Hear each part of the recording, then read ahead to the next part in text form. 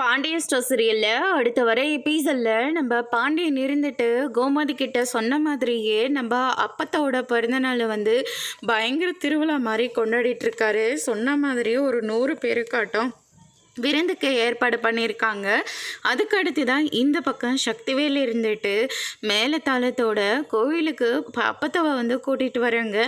அதுக்கு அடுத்து தான் வந்து பார்த்திங்கன்னா என் பொண்ணோட குடும்பமும் இங்கே இருக்காங்க, ரொம்ப சந்தோஷம், என் பிறந்த நாளுக்காக மாப்பிள்ளை வந்து இதெல்லாம் ஏற்பாடு பண்ணியிருக்காரா அப்படின்னு சொல்லிட்டு அம்மாச்சி வந்து ரொம்பவே சந்தோஷத்தில் இருக்காங்க. அதுக்கு அடுத்து தான் சக்திவேல் இருந்துட்டு பாண்டிய அன்னதானம் பண்ணுறாங்கன்னு தெரிஞ்ச உடனே யாருமே அந்த சாம்பார் சாதத்துக்கெல்லாம் போகவே கூடாது, எல்லாரும் கறி விருந்ததுக்கு தான் வரணும் அப்படின்ற மாதிரி ஒவ்வொன்றும் பார்த்து பார்த்து பண்ணிகிட்ருக்காரு. அதுக்கு அடுத்ததாக அவர் நினச்ச மாதிரி யாரும் சாம்பார் சாதத்துக்காக போய் சாப்பிடவே இல்லை, எல்லாரும் கெடா வெட்டுக்கு தான் போய் கலந்துக்கிறாங்க.